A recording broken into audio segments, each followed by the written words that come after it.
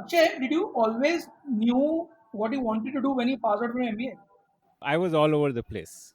Saurabh, what about you? यार मेरे को तो तब भी आइडिया नहीं था, आज भी आइडिया नहीं है. Confused about your career choices? Wondering what steps to take next? In this podcast called Beyond Campus, Saurabh Garg, founder of C4E, and Akshay Dutt, founder of Unnati, are on a mission to crack open the career success code for the youth. वो बचपन में कहते थे ना, तुम जो चाहे बन सकते हो. So, let's turn the dream into reality. My name is Rajeev Karwal and I am the chairman of Milagrow Robots. Artificial intelligence, also known as AI, has always been a point of fascination for most of the tech heads out there. With an advancement of science and technology, the era of robots is coming closer and closer to human beings and becoming a part of our lifestyle. Having mentioned that, it goes without saying that businessmen who have built a brand out of robots are surely nothing less than a superstar.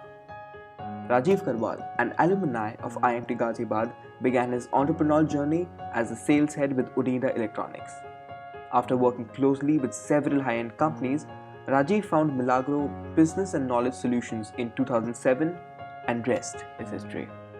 Boys and girls, tune in for this conversation between Akshay Dutt and Rajeev Karwal, for it is surely something you don't want to miss. There was this movie Rafu Chakkar of Rishi Kapoor and Neetu Singh, and in that one of the scenes I don't even remember now, is that these two are looking at a hoarding, and something they are discussing about the hoarding. This advertisement is good or bad, something like that, and that stood out in my memory, and I said no, मेरे को ना ये advertising marketing का ही करना है, and that is how I decided MBA, and I decided that I want to do marketing and sales. So that movie, one scene impacted me, that I want to build my career in the marketing field. So, what was your graduation degree then? It was BSc, and it was in bio, and that was also because after I did my the 12th, actually 10 at that time the syllabus was 8 plus 3 plus 4, right? And then ours was the first batch which came to 10 plus 2 plus 3 Okay, system. okay. No, 10 plus 2 plus 2. Sorry, 10 plus 2 plus 2. And so we gained 1 year. And then immediately after that, it went to 10 plus 2 plus 3.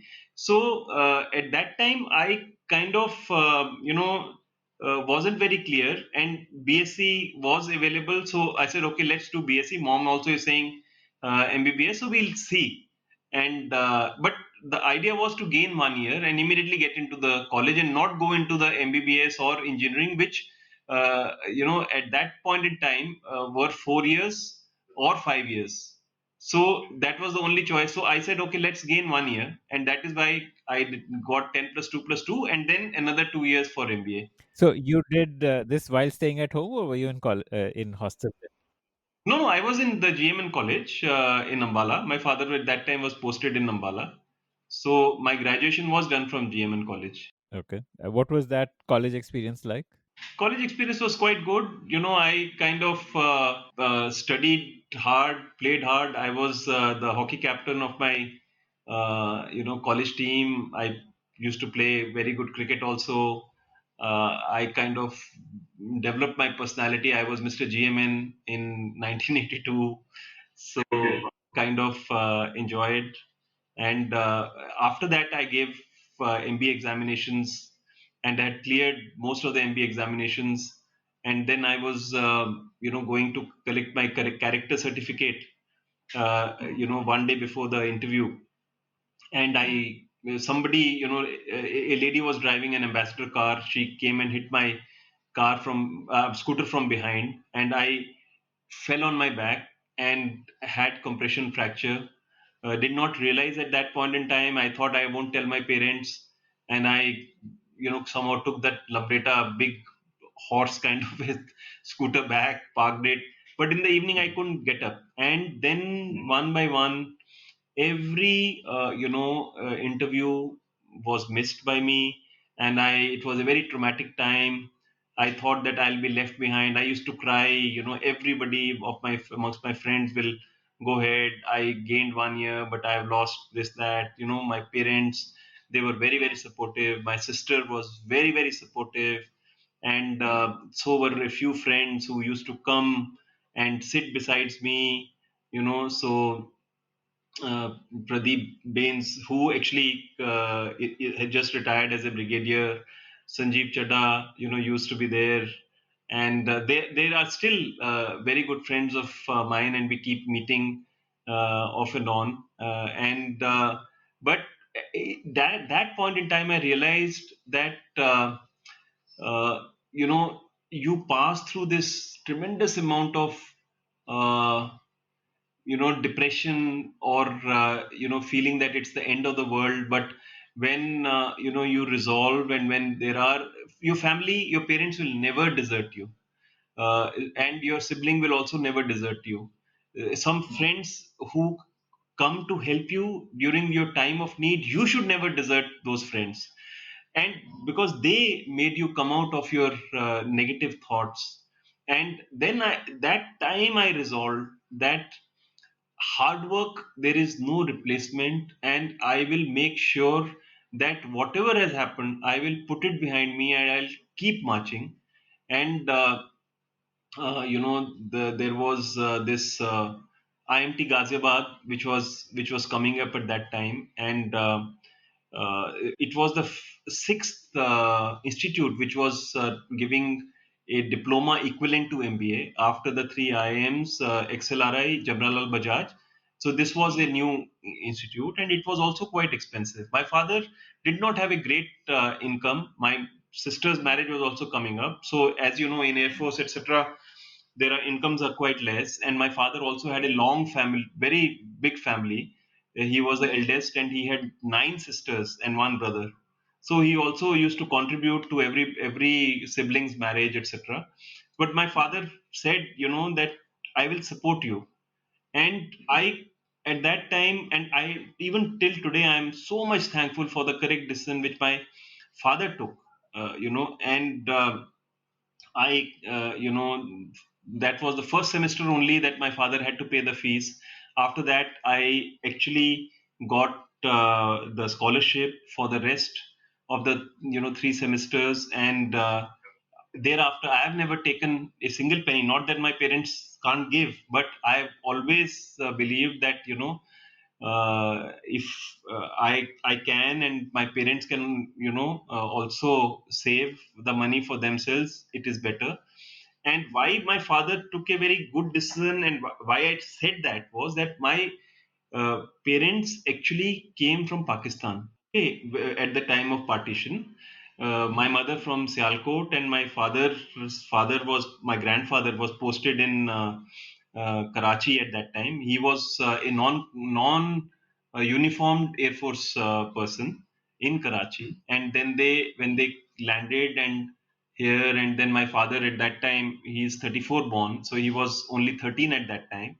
And those were very difficult times for India. And when my father at that time did all his schooling, etc., he had the choice to either join HAL was coming up at that time, which had much better pay scales, or the Air Force.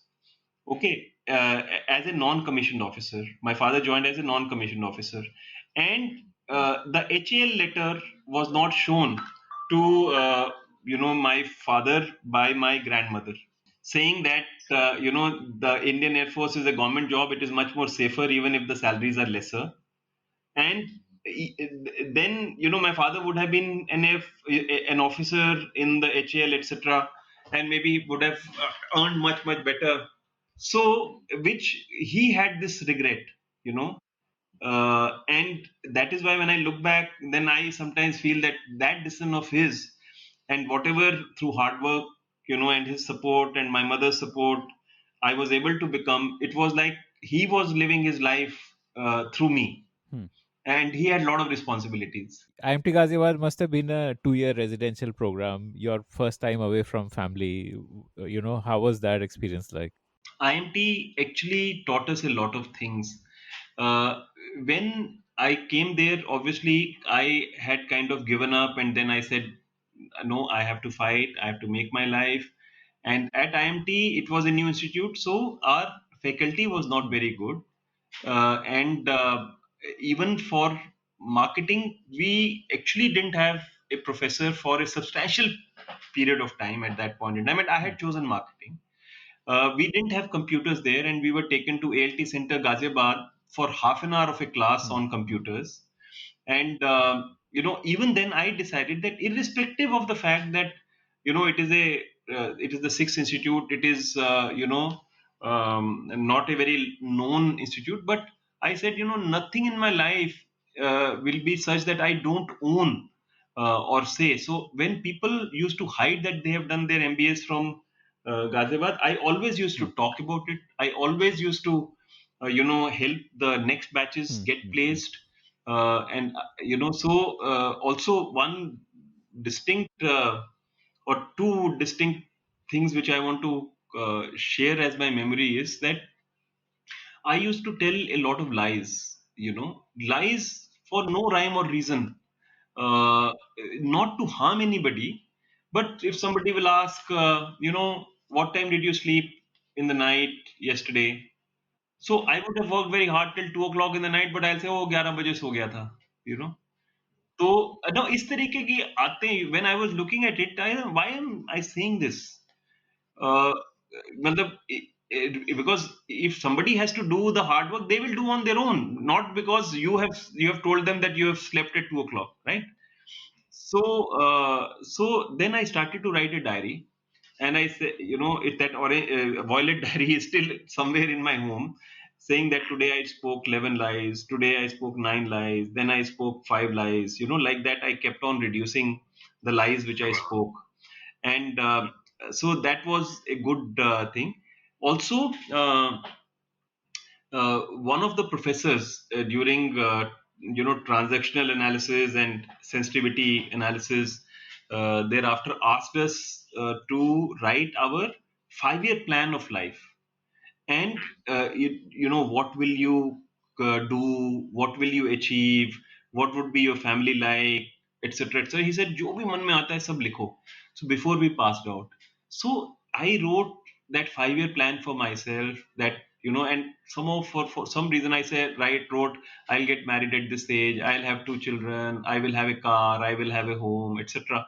So I wrote those kind of things, and at that time I realized that, you know what you aim, aspire, write, reinforce to yourself, that at a subconscious level, your ability uh, or all the potential starts to get focused onto those things which you have kind of reinforced to yourself.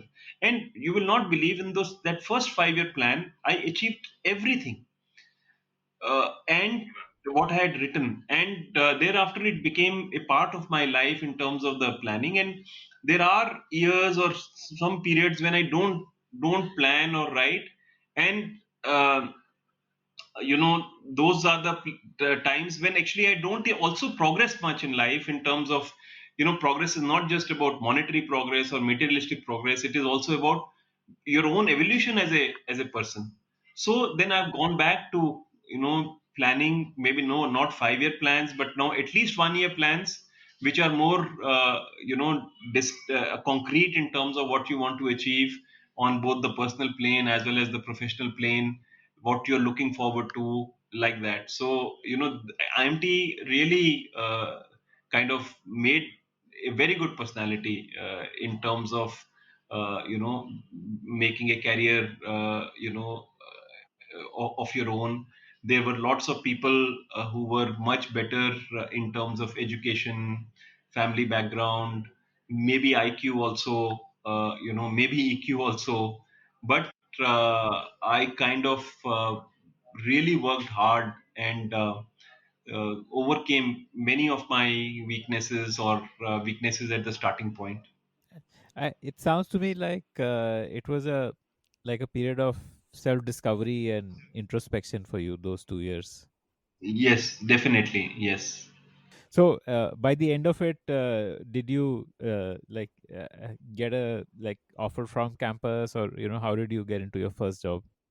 Yeah, it's again a very good story. I actually, I did not like quantitative techniques, and I scored, I think, only about 36 out of 100. And if I would have gotten maybe some extra marks in that subject, probably I would have been number two or number one. I came number three in my batch, and I was the first one to get a job with Anand Bazar Patrika, and it was not too many companies came, but once you got placed, obviously you were not allowed to sit for the second one. And I didn't like the job. It was for space selling in the Anand Bazar group of publications. And I said, okay, let me kind of search for a job on my own. And at that time, uh, you know um, I was also, although so I had cleared the exams, I had got a job. So little bit lightness was there in terms of lack of seriousness was there in that job search, and but I applied and I identified a company called Onida, right? And so, and I will also kind of give a message to your listeners on how I chose that company. But first, let me tell you this story. So Onida, I had applied, so the letter came, and I kind of took it lightly. I didn't appear for an interview for almost a month, and then I suddenly went and I said, okay, चलो दे देते हैं, क्या फर्क पड़ता है, or I reached there, and it was in 87 DSIDC sheds, and they said, okay, interview, okay, but you have come very late, but let us ask. So they asked someone, and then sent me into a kind of a good room, and there was this smart gentleman who was sitting, and he asked me, we sent you this interview letter a month ago, and you have come now. Were you not serious? So I said, like any smart guy would do. I said, sir, actually, the letter went to my institute, and I had actually gone to my grandmother's place, and then my grandmother actually sent the letter, no, so my friend sent the letter to my grandmother's place, and then I by that time had gone to my parents place in Ambala. My grandmother sent the letter to my parents, and the letter my parents, when they received, I had come back to my institute, and only yesterday I got the letter and I am here. So obviously that person understood that he is giving a goalie, and pulling a fast one. But he also understood that, in sales, the good storytelling is good. So, and so I got the job with this thing. And then he asked me, after 5 years, what do you want to become? And I was ambitious and I wanted to move ahead. So I said to him that, sir, after 5 years, I want to be in the chair you are sitting in right now. So he kind of, shuffled in his chair, and said okay. And at that time, we didn't have too many, you know too much of a guidance in terms of what you should say, what you should not say. But you had the competition master and the competition success review. Those were the magazines which used to come. And also, because of the fact that we were defense kids, we had to make friends at every place. So, he understood that, and I was the first MBA to get recruited in, Onida, and that person happened to be Mr. Sonu Mechandani, my first boss, and a wonderful one at that, because although 87 DICDC sheds, that place was not very good, and there, the Okla even today is very dirty. But when I stepped into that institute, I mean that organization, I found a winning atmosphere in that. There was the people were very supportive of each other. They wanted to progress. And also I had said that I will come back to this point. Even the message to the students who are passing out today, if whatever we have discussed so far, we were to look back, and I was telling them to some of the places where I've given the inaugural addresses this year to the students, that it seems that with the pandemic everything is lost. What is the future? Jobs are not coming, internships are not coming, institutes are not starting, sitting at home, everybody is feeling bored, not knowing what will happen, so nothing is permanent. It is just that at that particular point in time we all feel and are consumed by that emotion, that everything seems very sad, despondent, morbid. But you have to understand that nothing lasts forever. Resolve that, you will overcome. So that is what happened with to me with that accident. Then when I tried to search for another job, after Ananda Patrika, I said, let me search for an industry that, because those were the times of Hindu rate of growth, right? Which we used to call 3-4% India will grow, not too many private sector options, everybody preferring government jobs, etc. So, when I identified, I said, let me identify an industry, even which is in this slow overall growth of, India. We should That industry should be growing. At that time, there used to be, the trucks going India moving at 40 kilometers per hour. Those were the jokes which were going, in our generation. So I said, in the fifth five-year plan, Mrs. Indira Gandhi has chosen color TV industry to cover 70% of India's population. Okay. Now there will be transmitters which will come. I had already seen that wherever transmitters had come, color TV growth has happened.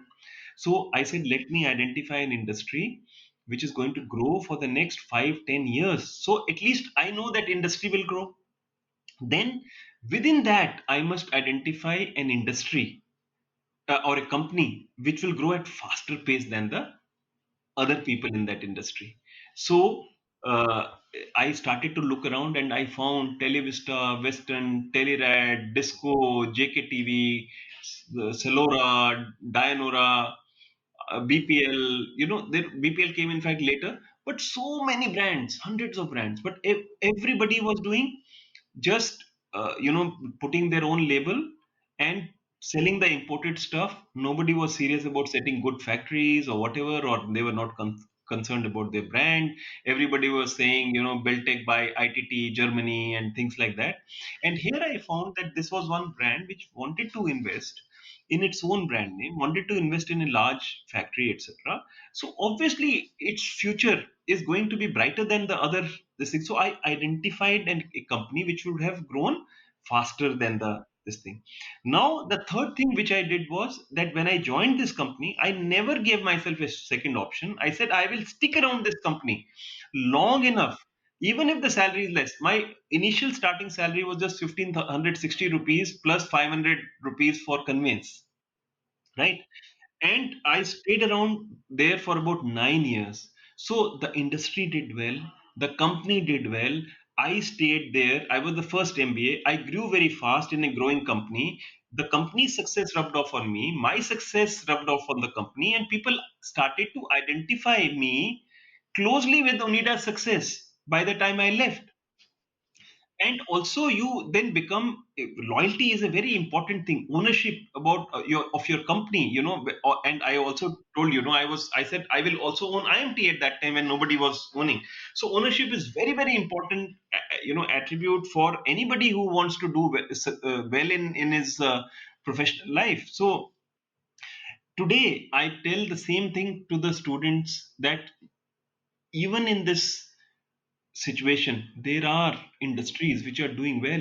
Look at look at hospitality. Then you say, oh, everything is gone for a long time. Look at newspaper industry, everything is gone for a long time. But on the other side, you look at a company like Milagro, which I have now, robotics, everything is up, and you look at the a Reckitt Benckiser, for example. They have done business in the last couple of months, which is more than what they would have done in the next 4 years, right? So within this thing also, you can identify industries which will grow well. So you just don't have to get into this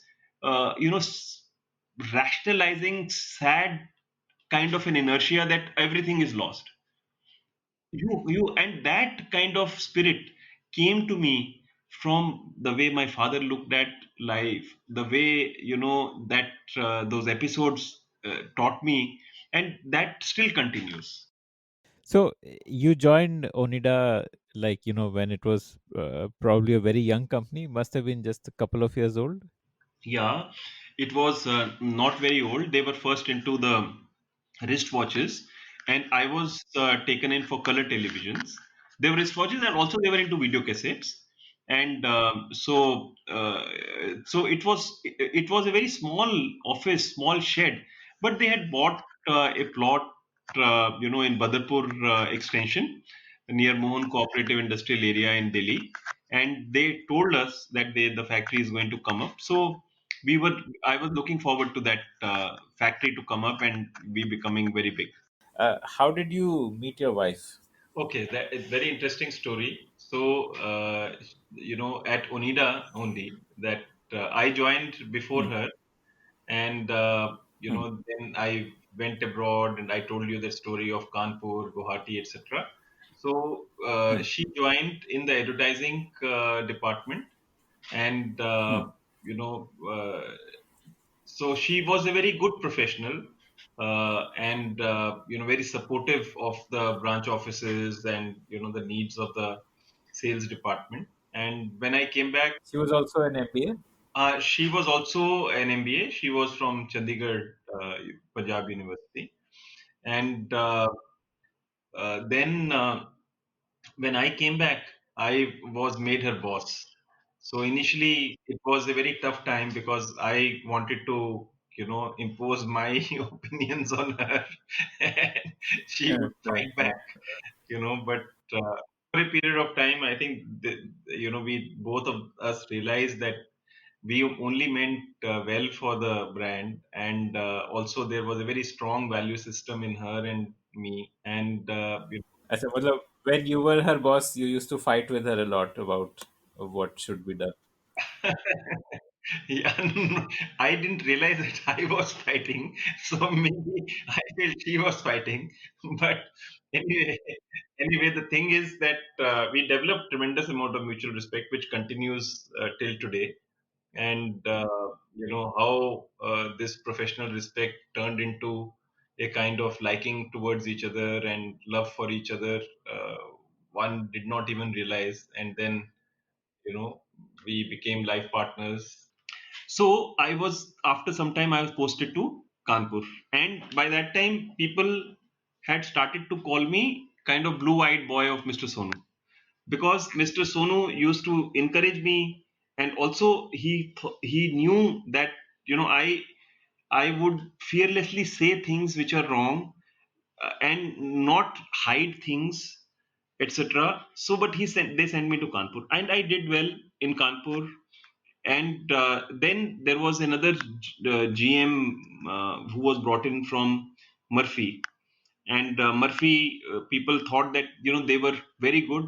We were also good. They were also good, but he was much senior to me in my age, in age, and I was handling the Kanpur branch. So this guy, and वो जमाना था telegrams का और phones का जो book करके मिलते थे, राइट? मोबाइल फोन वगैरह तो थे नहीं, आपको बुक कराना पड़ता था। द ऑपरेटर वुड से अभी आपसे सो एंड सो बात करेंगे, ऐसे करके। तो एक बार इनका टेलीग्राम मुझको आया कि दैट मैं इस दिन पहुंचने वाला हूँ। तो ऐसे ठीक है, आप आ जाओ, हम इधर ही हैं, हम बात करेंगे। तो ये इनको मैं लेने के लिए गया वहां पर, कानपुर सेंट्रल स्टेशन, ट्रेन से आते थे। I could not find him. I think he had gotten at Kanpur city, पहले उतर गए थे, और वहां से किसी मर्फी के डीलर के पास चले गए थे। So I came back and I had an appointment at Agra which I had postpone. I had called a dealer meeting, and so which I had postpone. So I said हो सकता है इनकी वो चीज़ बुकिंग करी थी, हमने मैंने फोन की बुकिंग करी, कहीं से मिला नहीं फोन। दिल्ली का, तो मैंने कहा चलो मैं 1:30 की ट्रेन पकड़ के I go to Agra. I went there and he after that came and he fired. How can Rajiv go like this, that. So I came back and I knew that now this will flare up into something. So I wrote a letter explaining to him everything before even his explanation letter came. पहले वो हाथ से लिख करके चिट्ठियां आया करती थी, पोस्ट से ऐसे करके. तो फिर उसके बाद उन्होंने चिट्ठी जो है वो मेरी पढ़ भी ली, उसके बाद भी फिर मुझसे एक्सप्लेनेशन मांगी. तो मैंने 2 लाइन की चिट्ठी लिख दी, sir my letter in anticipation of your letter already explains everything, so I don't have further anything to add. So, he got again pissed off. And then at the first opportunity of a transfer, he gave me a posting to Guwahati. He was your boss. My new boss who had come from in this thing, and अब वो क्योंकि I was blue-eyed boy of Mr. Sonu, so he said अब तो इसको promote करके भेजना पड़ेगा. तो from branch manager I was promoted to regional manager, but I was given Guwahati, and Guwahati meant that मतलब वहाँ पे anti foreigner campaign चल रहा था. Alpha, know how old are you, but if you hear the Assam story, Assam was burning at that point in time. Rajiv Gandhi had just come up after Indira Gandhi's death, and Mizo National Front, Lal Denga, and मतलब जो 7 states थी northeast की, every state had some problem or the other of extremism, fundamentalism, terrorists, etc., etc. So I went there. अब sale करनी है, कैसे करें, transmitter तो खुलने थे वहां पर भी. तो बट आपका चैनल डेवलप नहीं था, डीलर्स नहीं थे. हमने जाकर के फर्नीचर वालों को डीलर बनाया, हमने मतलब होटल वालों को डीलर बनाया. एक मुझे याद है, फिर उसके बावजूद भी टीवी नहीं बिकते थे. तो फिलिप्स का अच्छा नेटवर्क था, but Philips also wanted to, Philips had a strong hold. So they never allowed any other brand to come into their showrooms. So एक ट्रांसमीटर खुलना था, एक जगह थी धुबरी, धुबरी करके. And I still remember it was, nobody wanted to go there because it was very much infested, with extremists. And so I said, business तो करना है, क्योंकि ट्रांसमीटर खुलेगा, ये पहले दिन जो है ये 200-300 टीवी बिक जाएंगे, तो कैसे करें. तो I went and made friends with the mayor's son. उसको समझाया कि देखो ये हमारा मार्जिन है, ये है वो है, ऑफिशियल बिजनेस करेंगे, सब चीजें हमारी ऑफिशियल चेक के साथ, बैंक डिपॉजिट के साथ काम होंगे, लेकिन अभी डीलर नहीं है यहाँ पे, तो हम कैसे करें बिजनेस, आप मुझे बताओ. आप केवल हमारे ट्रक को प्रोटेक्शन दे दो, आप एक भी पैसा इन्वेस्ट मत करो. And I took the trucks, I parked them there, got the protection. That guy sold. We gave them official margin, but within one day we were able to sell 300. That Dhubri town became the Onida town. And my head office started to say, यार ये कहाँ कर रहा है, ये कहीं Burma भेज रहा है, कहाँ भेज रहा है ये प्रोडक्ट, राइट. बर्मा बॉर्डर में था, बिकॉज दे नेवर, पहले 5 टीवी बिक जाते थे एक महीने के अंदर. I became ambitious. Then I said, अब और कहाँ कहाँ पे ऐसे चीजें कर सकते हैं. I identified Bongaigaon refinery and BRPL. It had captive, township. And but उस वक्त EMIs वगैरह नहीं थी, तो टीवी तो हमारा महंगा था. तो I convinced a paint dealer. I still remember Mr. Dweep Barua was his name. Very fine gentleman. उसको बोला भी तू इतना बड़ा बिजनेस करता है, इनके जो टैंक्स वगैरह को पेंट करता है, इतना सारा तू कमाता है, एक काम कर, हम तेरे को टीवी देंगे, तू इतना मार्जिन तू उसमें से कमा, और तू उनको जाकर के कन्विंस कर कि जो डीलर्स हैं, सॉरी जो अथॉरिटी है, वो एम्प्लॉयज की सैलरी में से डिडक्ट करके तुम्हारे को तुम्हारी ईएमआई दे दे. वो ईएमआई दे देगा, तू इतना इंटरेस्ट चार्ज कर, ओवरऑल तेरे को इस डील के ऊपर अगर हम 300 टीवी बेचते हैं या 500 टीवी बेचते हैं, तेरा इतना कमाई हो जाएगी. और क्योंकि मैनेजमेंट ने डिडक्ट करना है, तो कहीं तो पैसा जाएगा नहीं, उनके साथ एग्रीमेंट कर लेते हैं. And agree. It was the first institutional sale, and in 3 days we sold about 300 or 400 TVs. I don't remember exactly. They asked for one service guy. My head office refused कि service वाले नहीं देंगे. मैंने बोला नहीं देंगे तो कोई बात नहीं, हम यहाँ से सपोर्ट करेंगे उसको, यहाँ पे एज ए बिल्स बना करके, वाउचर बना करके हम दे देंगे. And then I got it regularized after that, because if the head office would have actually refused and I would have gone with that suggestion, I would not have been able to make the sale. But I took it and I said, record पे डाला था सब कुछ, सबसे बात करके. That sale happened, and you will not believe Mr. Sonu came with the same boss of mine who had penalized me and took me back to the head office. I got the job which my boss had. My boss was given the video cassettes or some other job. Nothing against him, but I kind of resolved hard work, commitment, ownership. मतलब obviously I was not responsible for my boss's ouster, but he himself probably was responsible. But I only knew what I was doing. I remember that उनके आने से पहले रात भर जाग करके एक एक फाइल का एक एक पेपर, मतलब अच्छे तरीके से proper file arranged. We did not have a very good office or a luxurious office, but when my bosses came, they saw an office which was working perfectly. And I also, at that time, because we were away, targets का जमाना नहीं था, but I used to close my sales 3 days before the month ended. Always used to hit the targets. After that, we used to go as a team. कभी शिलोंग चले गए, कभी काजीरंगा चले गए, टीम के साथ जाके रिजॉइस करते थे, because सारे यंगस्टर्स थे. And they used to be motivated when other people were actually billing their old stuff. In the first week we were billing for the next month. So I kind of learned a lot of things during this discovery. And then I came back and to head office, and it was good stuff. So then you were like a national sales head for TVs for Onida then.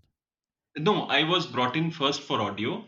Then I got TVs. In fact, I became the marketing manager, and also then slowly we brought in regional managers, and we brought in some other new categories of products. So uh, washing machines, etc. So a lot of things happened.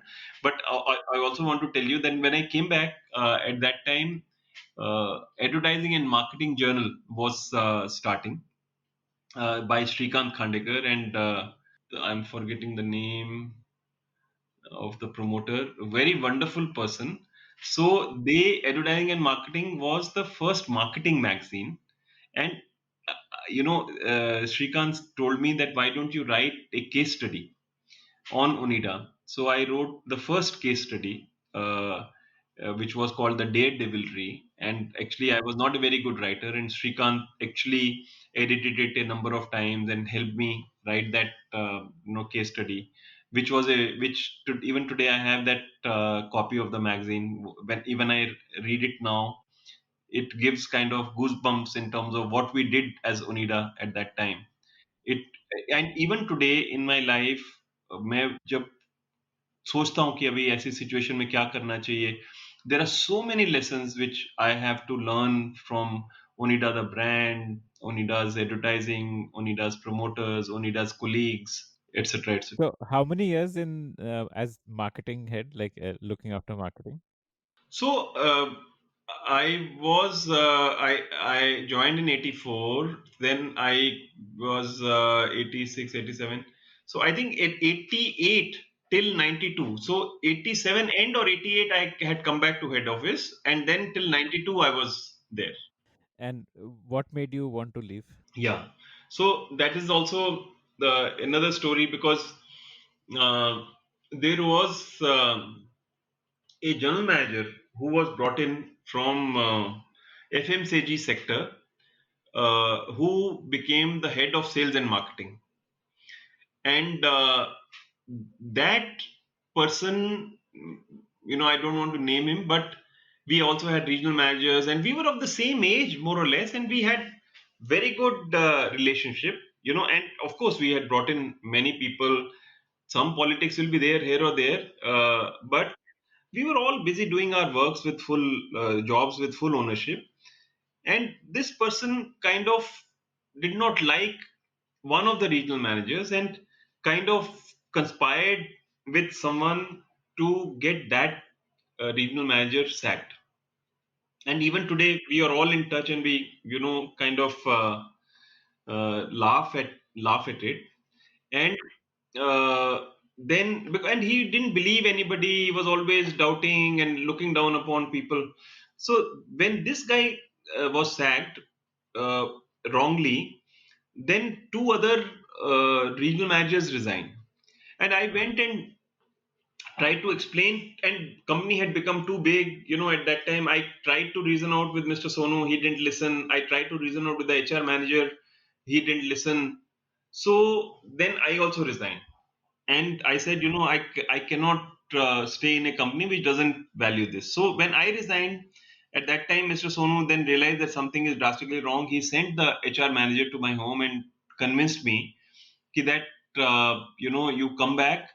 So I put only one condition, that I'll come back, but all the other three people who had left, they also have to come back with me. If you can't convince them, or if you can't take them to come back, if you can't take them back, then I'll also not join. So he agreed. To his credit, he agreed. So they brought the other three back. I also came back, but something had snapped by that time. So then I applied. In fact, during that 6 7 days when I was, kind of negotiating, because I resigned without a job in hand, and we didn't have too much of money. Salaries were also meager. I was at that time trying to build my own house. Etc. etc. So then I got a job with a company called Kishinchan Chelaram in Spain, and I went abroad with my wife in 1992, and I was there for about 4 years in Spain. What was the role? So the role was, I was taken in for a company called Hispano KC. It is the Kishinchan Chelaram is the Chelaram group of companies, Sindhis who had gone out of India when the partition actually happened or was about to happen, and they had this import export business in electronics in Spain, based out of the Canary Islands, but also with very good business through mainland Spain as well as Africa. So they had agency for JVC, Canon, Sanyo, Kawai, this organs. And then when I was there, then we also took the LG agency at that point in time, and I had to learn Spanish, which I did, by the way, and wrote advertising also in Spanish. And even now, I can speak Spanish, quite a bit, although practice is not much now. Opportunities are not there. So it was also a very wonderful experience, from a progressive Indian company to an Indian multinational, but a conservative multinational. So this was the place which was run more like a Lala concern. तो फिर मतलब आपने 4 साल Europe में काम किया, built up your savings, then what next? बस फिर सेविंग्स करके वापस आ गए थे। तो यहाँ पे आकर के I wanted to start consulting, and but सब लोग जो है, they were telling me बड़ा डिफिकल्ट है, कैसे करोगे, ये है वो है, so then although I took up a couple of consulting assignments and they were quite good ones, but I came under pressure to accept a job, and LG. So I knew about LG, and then one of my friends introduced me to the LG guys, and they talked to me, and they immediately realized that I know about the product much better than anybody else, and because मैंने ये चीज ओनिडा से ही सीख ली थी, वो और वो speech की जो आपको स्टोरी बताई, कि अगर आपने इंटरनलाइज अपने प्रोडक्ट को किया हुआ है ना, तो if you go to a dealer, और if you have to sell something, maybe you first time you will be able to sell on relationship, second time you will be able to sell on price, but third time, if your product knowledge is not good, or if your product is not good, what will you sell on? Maybe credit. After that, then it is only downhill. So you need to have that product knowledge. That product knowledge always was my strength, and good product selection, good product launching, etc., was became part of my habit. So when that interview happened, they realized, and I was taken in for the job of the head of sales and marketing. And then even before I could join, the managing director changed because LG two times prior to that had kind of failed in its two avatars. One was a launch with the Tesla TV family, I think Besta Vision or something like that. And second was the launch with the Sika Birla Group, which probably could not happen. And now this was a third avatar where LG wanted to come on its own, and by that time Panasonic and Sony had all Panasonic and Samsung had already launched in the Indian market. So the head office associated the previous debacles to the previous MD, who interviewed and selected me. And then Mr. K.R. Kim came. He had come from Germany, and he said, called me and he said, I can't give you both sales and marketing. I said, fine, I will not join. So he was taken aback with that this frank talk. So he said, but what if you fail? If I give you sales and marketing, then what if you fail? So I said, that is not my problem. You know, I will put in my hard work and you have to take that risk. No, no, I also have this problem of this managing director. What shall I do with him? So I said, that is your problem, sir. I can't. You make him deputy managing director. You send him back to Korea. You gave me sales and marketing. You offered me sales and marketing. I want sales and marketing because I don't want a dichotomy between what sales does and what marketing says, or vice versa. I will own this. I can promise you this. I will own this. So it's again repeated the same question. What if you fail? So I said, okay, sir, what guarantee can I give you? I can only give you this guarantee that for the next 1 year, whatever salary you give me, I will return it. Switch off the light and go away. This is the risk which I can take. It is up to you whether this risk is acceptable to you or not, but I want sales and marketing. So he was kind of, very happy with this approach. He gave me that thing, and you will not believe, KR Kim was a very hands-on guy, man of few words, but a wonderful gentleman, wonderful manager. But till the time I was the head of sales and marketing, he never interfered or never, bothered about. So if he was very ambitious, he gave me a target of 10. I always used to plan for 11 or 12 so that I don't let him down. And I had my freedom. And we created history in LG. Within the first meeting itself, I turned things upside down. At that time, the Akai was rampaging. Every brand was discounting, exchange schemes, etc. And I positioned LG on purely brand product. I remember Preet Bedi, Lintas, etc. was arguing with me, at that time that it should be positioned as some other country, not Korea didn't have a good name. I said, no, nothing doing, we will position it as a Korean brand, and we will market it as the most advanced technology. We will not give any discount.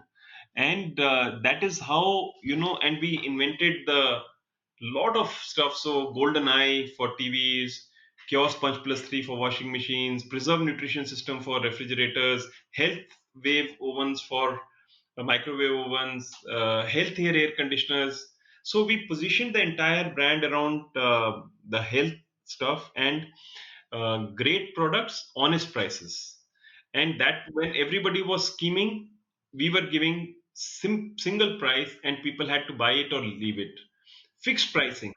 So we went against everything which was happening in the industry and really did a lot of good stuff. So someday I want to write a book on what we did. And even today, some of the people haven't really kind of done or experienced the stuff which we did at LG. So your approach was like transparent and reasonably priced products instead of doing a high MRP and then showing it as a like 10% discount or whatever.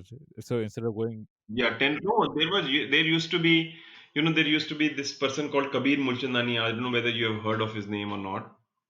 So they belong to the Bush family, and they kind of brought this uh, Akai brand, and so MRP 30,000. Actually, MRP should have been 18,000. So bring your old TV, get back 12,000 rupees, and take this TV home at 18,000, right? So people उस वक्त digital marketing तो बहुत ज्यादा strong नहीं थी, so full page ads and whatever, so people were gullible, right?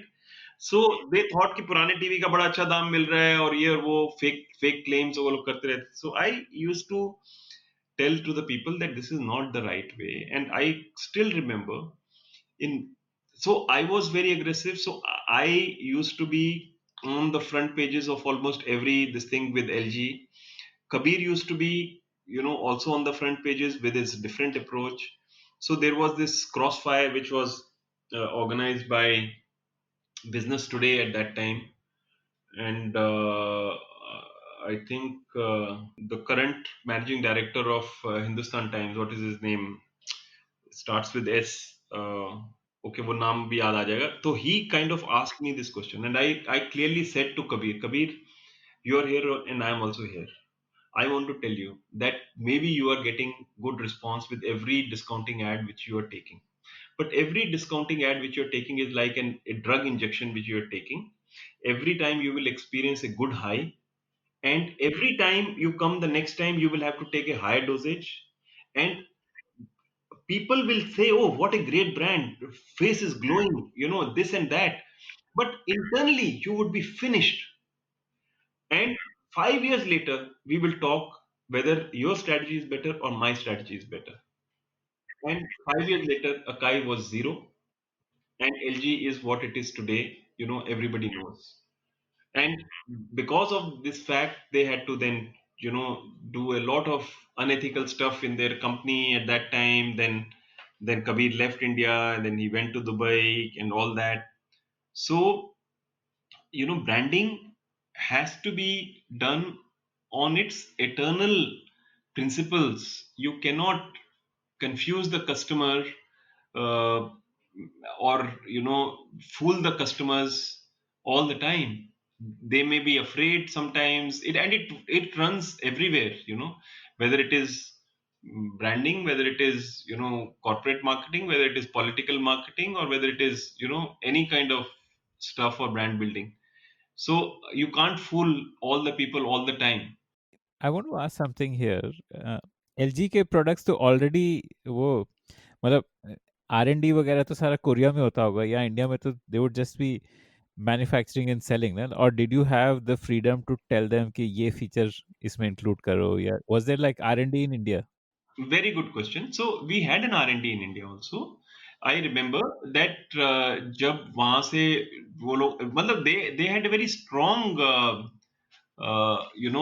मतलब marketing department also and strong principles, because पहले LG से पहले उसको गोल्ड स्टार कहते थे. So the people said इसको gold star is now LG कह देते हैं पुरानी लेगेसी. मैंने कहा पुरानी लेगेसी को छोड़ो, we'll just say LG. We will not talk about gold star at all. Then when we did this branding, obviously, the people came and they said, Ray, you have priced it so low, because they were comparing MRP to MRP of others. So I said, आप जा करके देखो. So we had the launch day on May 11th, 1997, and 2 days before that, I was fighting with the Korean team from Seoul, who were asking me, why have you priced our product? So I said, I'm not priced lower. I am much higher than those guys, but I am saying great product, honest prices. I convinced them. And also, I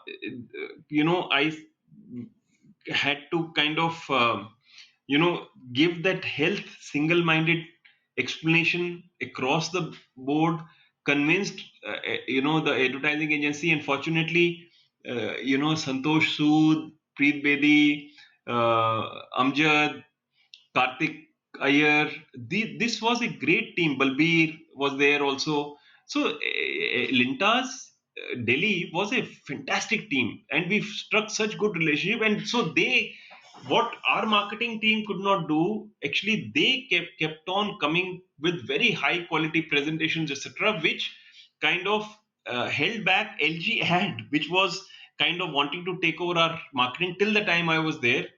And so, the we were able to coin a lot of things. And so if we were saying it is a preserved nutrition system, so how does it preserve the nutrition? We need certain ionizer. We need some, deodorizers in the fridge. So those things, when we were convincing, then Mr. KR Kim supported us because he had a good reputation. So he kind of made sure that they were managing Korea in a proper way, or the Korean teams in a proper way. I still remember that LG did not have a semi automatic washing machine.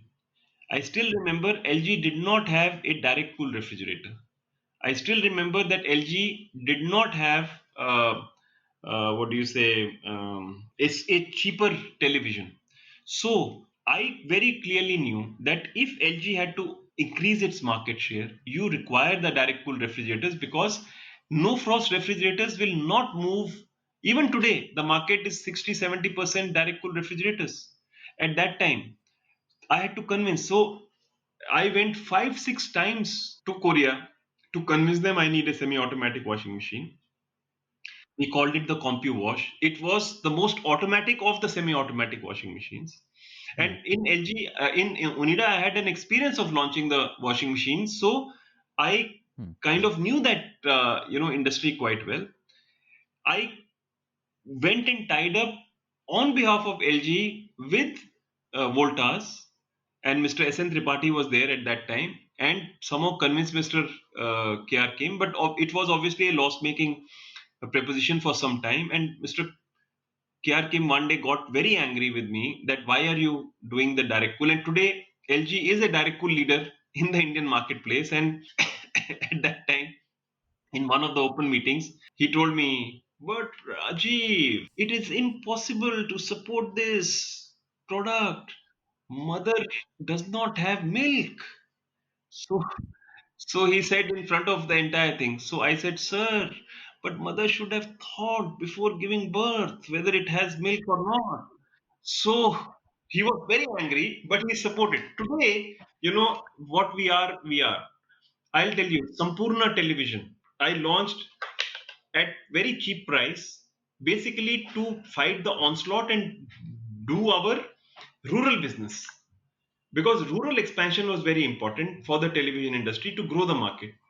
So he told me, this is the price, this is the thing you. So I went and negotiated with him, said, "Sir, this is the turnover you want, this is the margin you want. I will not sell more than 15% of my sale of Sampurna television. Rest I will be doing high end. You please allow me." So we launched a TV, and that became history. We did a lot of good stuff. Then So Sampurna was a sub brand of television. a brand of LG television at the lower end. Then another thing I remember, uh, refrigerator direct cool production, microwave launch in India, air conditioner launch in India. So head office was not allowing, saying that market is too small, and microwave, when our entire market size was 5,000, and LG headquarters said you have to sell 50,000 in one single year, then I will allow you. So I said, what to do. So I went to KR Kim. KR Kim said, you say 50,000, you bring. So I said, we will not be able to sell. He said, then that don't come to me. So now the thing is, I wanted to go ahead than Panasonic and Samsung. I was very, very ambitious, and I went and committed to them in Korea that I will sell 50,000. Please allow me microwave oven. And I convinced at that time. I had this person called Sandeep Tiwari, who is currently, I think, the president for Usha Appliances. So we had just taken him from Amity Business School, and I told him, इधर बैठ जा कोने में, और ये जो preset menus है ना, इनको डिफरेंट डिफरेंट चीजों में कुक करके मेरे को ये बताओ कि दैट ये जो प्रीसेट मेन्यू बाहर की ये डिश है, चिकन द पोयो यो वॉट एवर एटसेट्रा, तो इसको आप हमारा क्या नाम उसको कहते हैं, चिकन दो प्याजा कितने टाइम में बनेगा, राइट? हम उनको कुछ नहीं बोलेंगे, हम उनको बोलेंगे ये केवल ये बटन चेंज कर दो, जो आप वेस्टर्न डिश कहते हो इसको इंडियन डिश बना दो। हम माइक्रोवेव को ऐसे मार्केट करेंगे जैसे it can cook Indian food, right? And you will not believe, we did that innovation, we expanded the whole market, and today Indian dishes preset menus are a standard all over the world. That innovation we did with that, pressure that you have to expand the market, right? Air conditioners, the entire market at that point in time was with sales and service dealers, and they had a complete stranglehold on the Indian market. So I said I will not sell, and my sales team was under tremendous pressure. So they said नहीं तो ये तो बेचना पड़ेगा। मैं तो sales and service dealer के through नहीं बेचूंगा, मैं तो अपने कंज्यूमर इलेक्ट्रॉनिक्स डीलर्स के थ्रू बेचूंगा, मार्केट को चेंज कर देंगे। So we advertised, we made very good after sales service, installation service. We went through normal dealers, and within 1 year, the entire sales and service structure of the channel we had broken. And that is how we were able to keep the commitment with the headquarters, because the sales and service dealers took all the margin away. The companies never earned. Pricing was also high, and as a result, the market size was also very low. We broke the pricing. We removed one layer which was kind of killing or strangulating the market growth, and that is how we made color TV happen. And LG became within 3 years the number one brand, and I personally won a lot of awards at that point in time. Whatever marketing awards were there in India, advertising and marketing businessman, or I mean, person of the year, CI young manager of the year, and business today, hot young executives, or business India, person of the millennium, manager of the millennium, or something like that. So I don't remember those, but that LG really brought me at that point in time to the limelight. So you had such a fabulous, run in LG. Then why did you move on after 3 years? Yeah, so after 3 years, this one single incident happened, that there was this Kamadiya Yatra. हाँ हाँ कावड़िया हाँ नोएडा में तो traffic ही बंद हो जाते हैं So Noida में, और हमारा वो कांवड़ियों के वक्त जो है ना, वो मतलब हर साल बढ़ता चला जाता था, और वो उस दौरान जो हमारी वेस्टर्न यूपी के जो टारगेट थे वो अफेक्ट होते थे। तो एक दिन जो है मतलब मिस्टर किम ने मुझे बोला, दैट ये this is the target, and this is what do you say, if this doesn't happen, something, he did not use the right word. And then he called the supply chain manager, and supply chain manager, because Mr. Kim se sab darte the, never used to tell him on his face what is the right thing. So no, no, sir, we will supply. So I said only 10% have been supplied up till now. It is the middle of the month. You want me to achieve the target by supplying the products at on the last day? You want me to bill? I don't want to bill and keep in my godown and tell you that, and because at that time the billed but not delivered was a very big thing. So, and I used to commit targets, and I said whatever is sold must be in dealer godowns, not in our godowns, because that is only preponement of sale. Because then the first week of the next month you will not sell anything. So he said, and he didn't believe me. And that day I decided that I have led the team with complete honesty and complete ownership. And here is an organization which has come up to come this far, and I will just leave. And I was closely identified. People said this will happen, that happen, but I decided. Mr. Kim also accepted my resignation. There was a lot of this thing, that, but I knew that a person will come and go. Ultimately the brands is what they survive. They have a threshold level of demand. And at that time, Philips was also looking for a head of the consumer electronics business. and because Mr. So he left, and they were looking for the someone to head the consumer electronics business. So it was a turnaround case. So I said, I have always thrived with challenges, and I will kind of join it. They offered me a good salary, shares, etc., etc. So then, I kind of went and moved to They Bombay. were listed in India, your shares in the Dutch entity. That's it. So it was if LG, so progression. So if Onida was a progressive Indian organization and Chelarams were a conservative multinational, or an Indian transnational, then LG was a multinational, but not truly a global corporation. And I could never have become the managing director, which I also realized. Because it would always be a courier. Yeah, yeah. And so at Philips, for the first time, I realized what a truly global corporation is. And so that really was another great stint which I had. And the boss who selected me, Mr. Franz Van Houten, he was at that time the regional head for Philips in Singapore, and now he heads Philips Global at Eindhoven as their CMD worldwide for all the divisions. So even today, I have a very good relationship with him, and I learned a lot under his leadership also. And also, by the way, learned a lot from Mr. KR Kim also under his leadership. How was Philips different from LG? Philips was different in a way that there was no, Dutch guy sitting in your office, kind of keeping a tab on what's happening and reporting in parallel. So we had a matrix structure. So there was a legal entity which was Philips. There were various divisions like lighting, small business, Philips software, etc., and consumer electronics.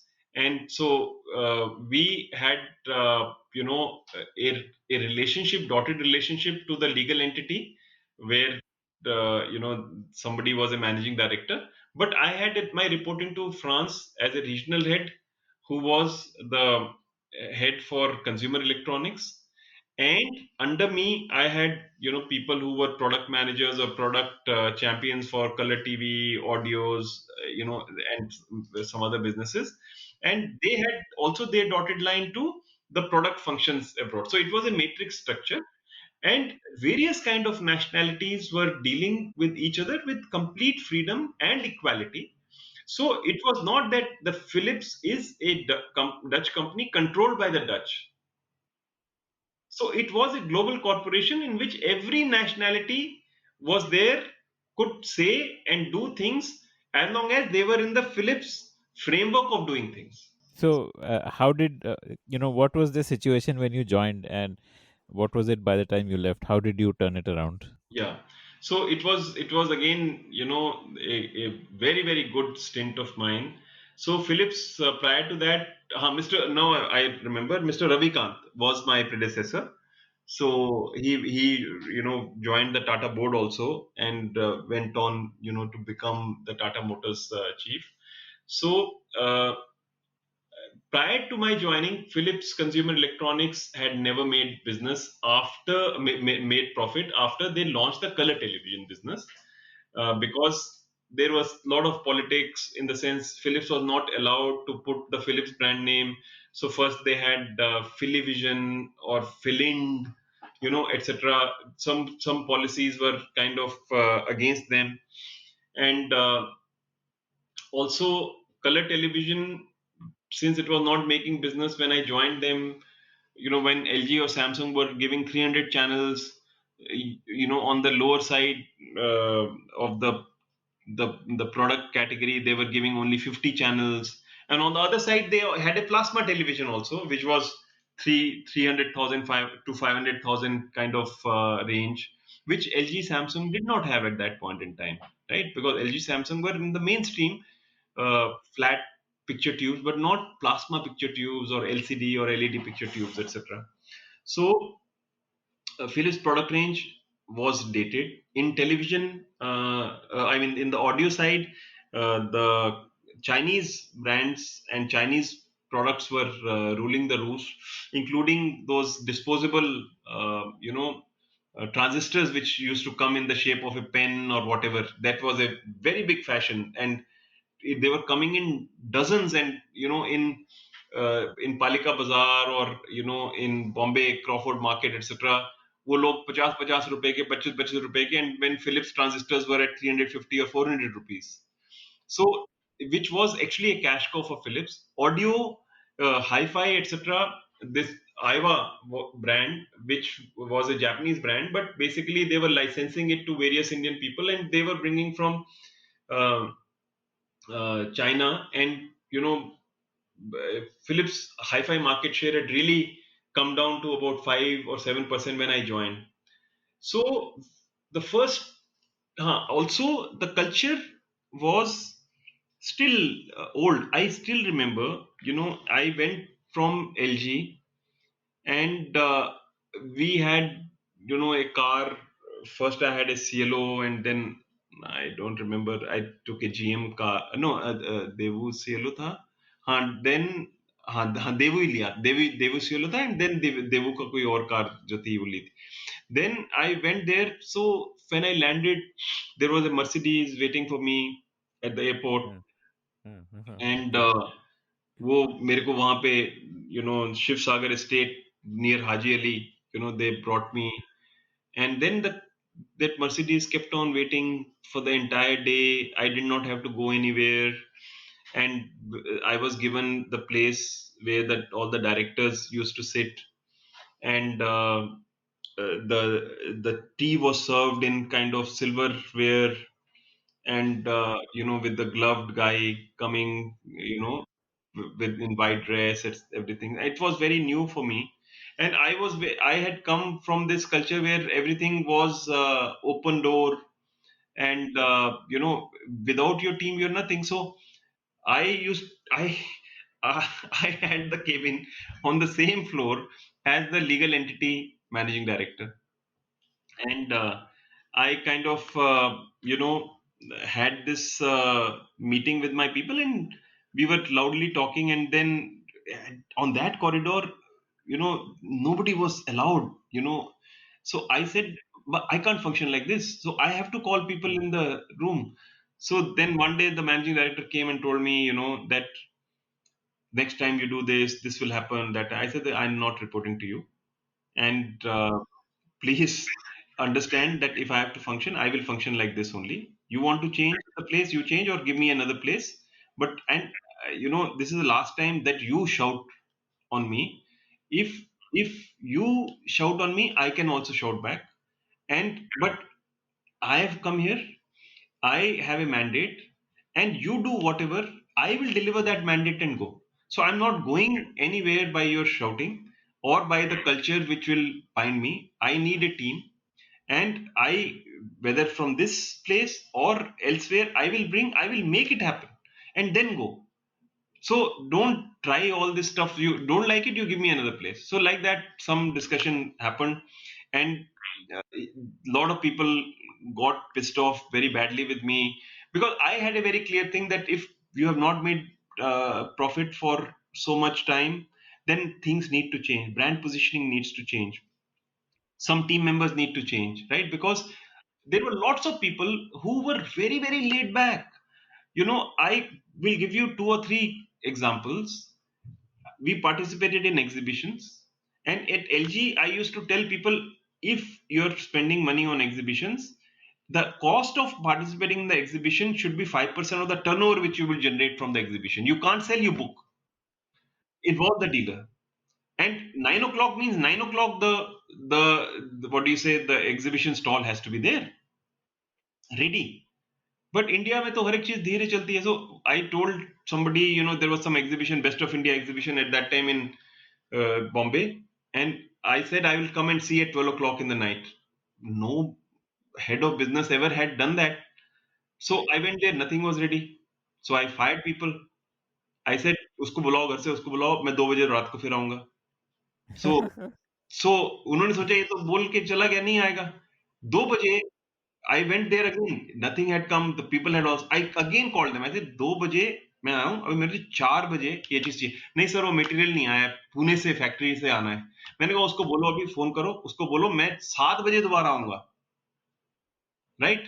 And they knew that I had to go on a travel next day, so they thought that I will not come. But I was there at 7 o'clock, and then onwards that message went across to everybody that this guy means business. He's like a bull in a china shop.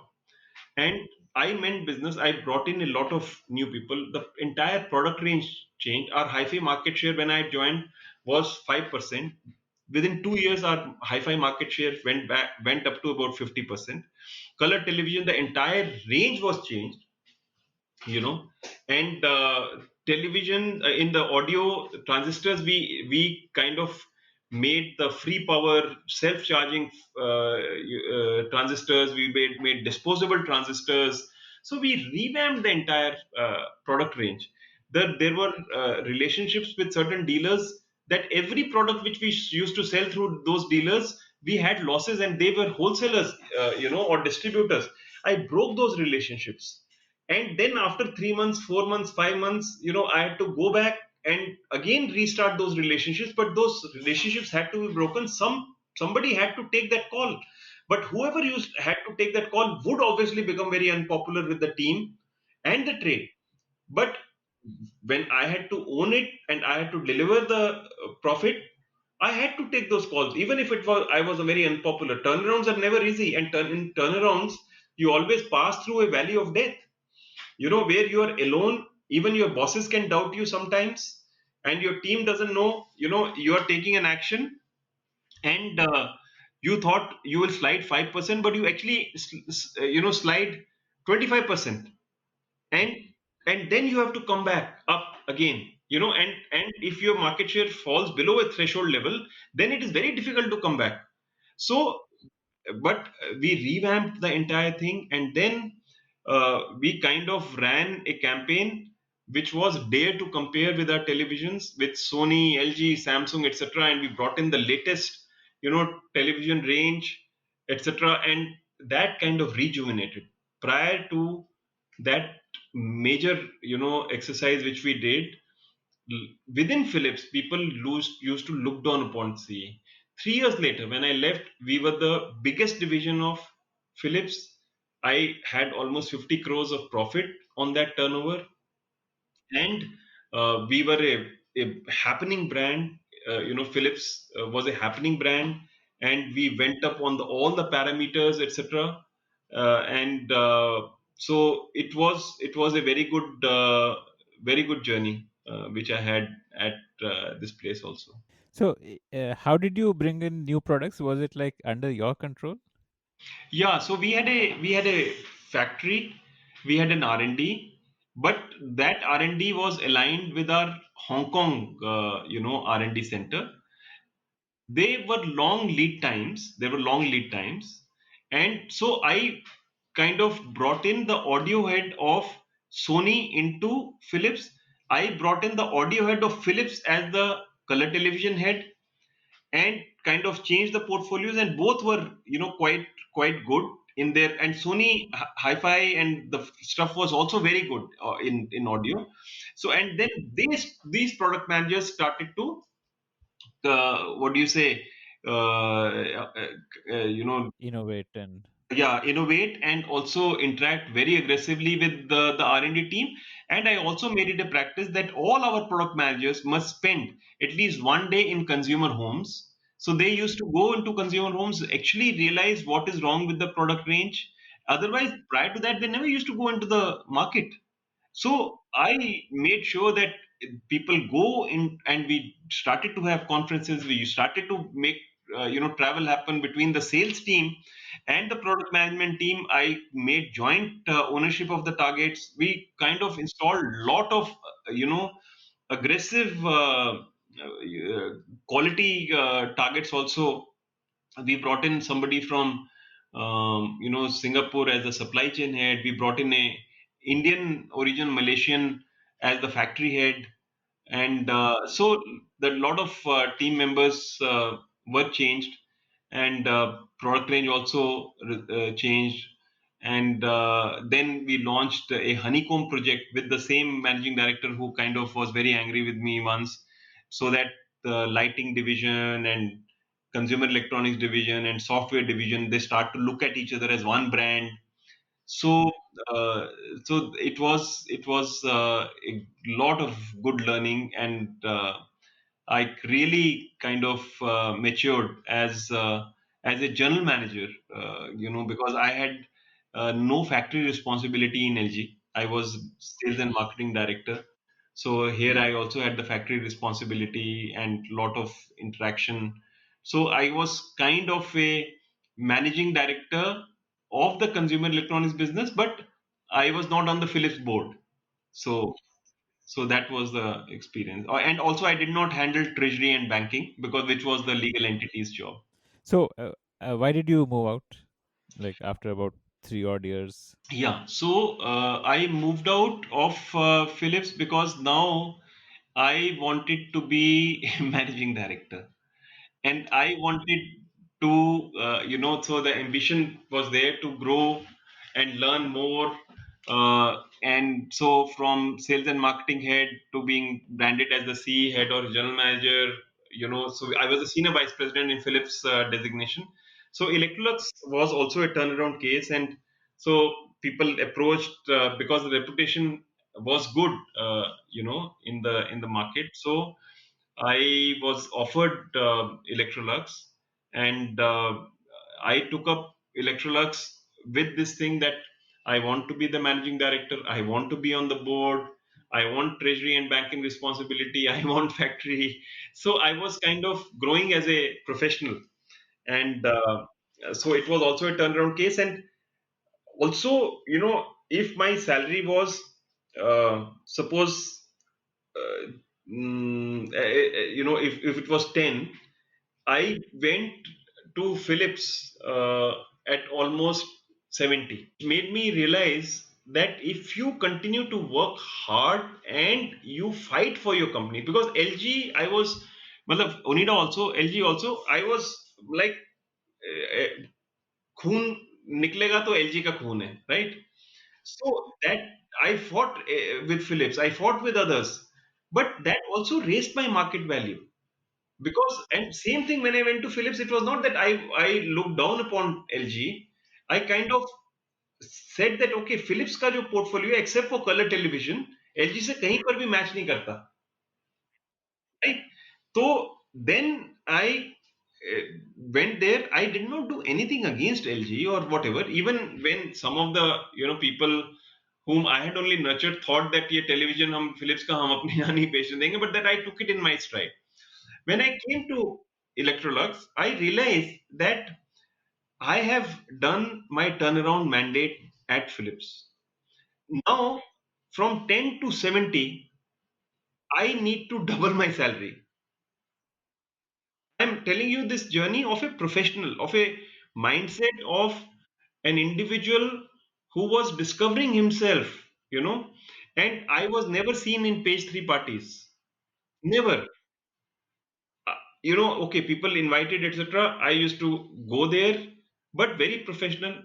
No gifts being accepted on Diwali, no nothing. Dealer conferences happen, okay, give speech beyond a point, no involvement, not going into foreign sojourns or anything for my personal benefit to enjoy. I used to go to Singapore in Philips. Morning I went, evening I will come back, you know. So that's the kind of I my reputation was only purely because of the professional effort which I used to put in. And then Electrolux, I went from 70 to, matlab, of whatever was increased during those 3 years, I straight away went to 2. 140. Huh, huh. So Hmm. 10, 70, 200. Hmm. You can say like that. Okay. And and of course, it was nobody would have touched Electrolux because there were a lot of problems. But it was not Electrolux at that time, it was Kelvinator. And I did the first blind test. And so if it was Whirlpool, Electrolux, I mean Kelvinator, LG, Voltas, the least price for even a better product for the Kelvinator, for the brand was for Kelvinator. So you keep changing the label, the other brands will. So these are blind tests which got conducted. So I kind of revamped the Electrolux Kelvinator. Then I dropped the word Kelvinator, which people thought was the very big, gamble. But within about 3 years, we were able to position. This was a joint venture.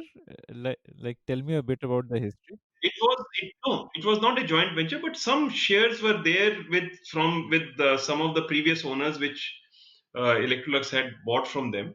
So, but it was a completely, almost completely owned by Electrolux Sweden. So we revamped the brand, and then we were doing extremely well, and turnaround, we were hitting all the milestones. But then internationally, Husqvarna and Electrolux were split by the owner promoter family in Sweden, because Electrolux appliances business worldwide was not making money, and Husqvarna, which was into professional equipment and professional kitchens and mowers and forest PPE. cutting tools, diamond cutting tools.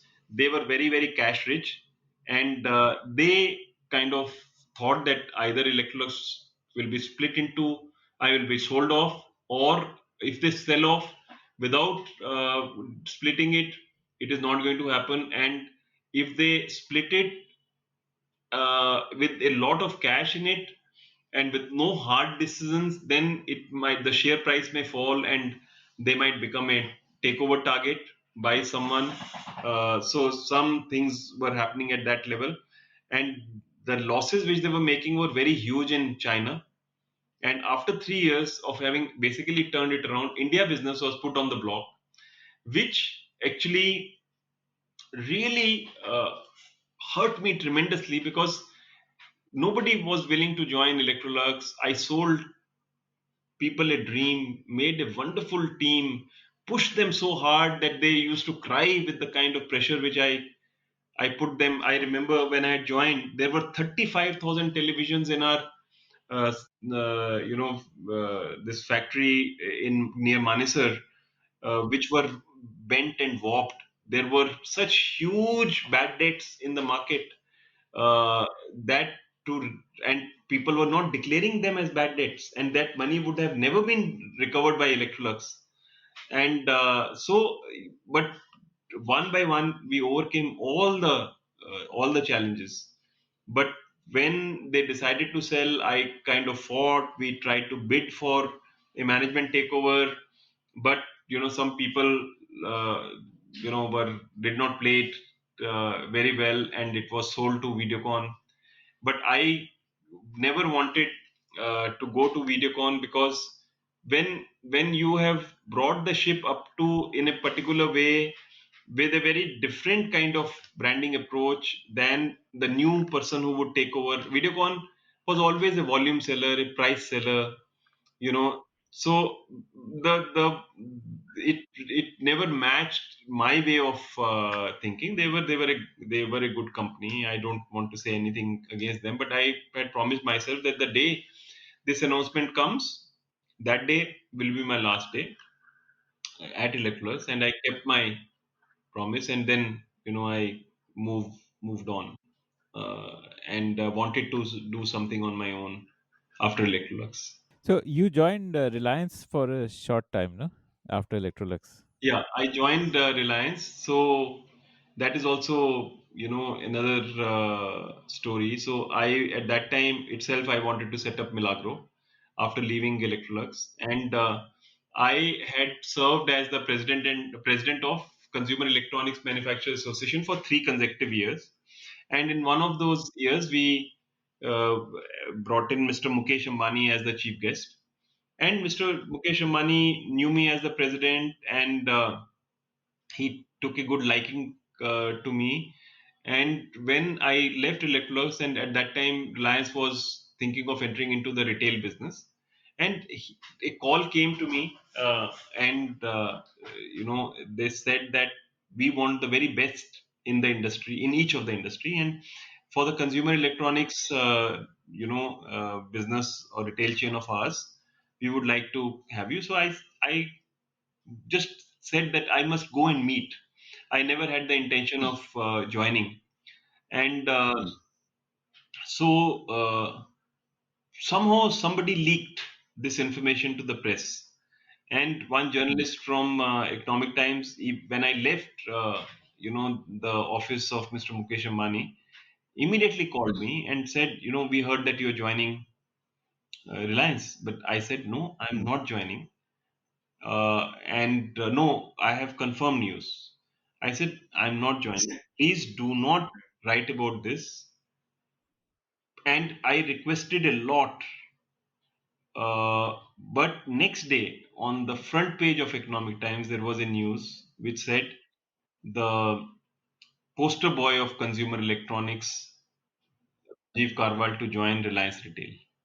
And they put a photograph of my head on somebody's head with holding a cart, that trolley, you know. Acha. Okay.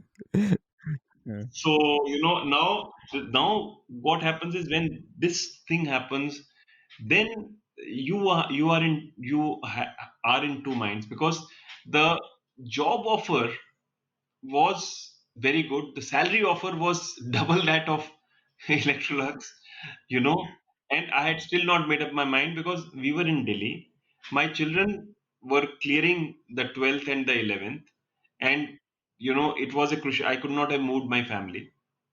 So now here it was in the front pages. No, if I don't join, what do the people speculate?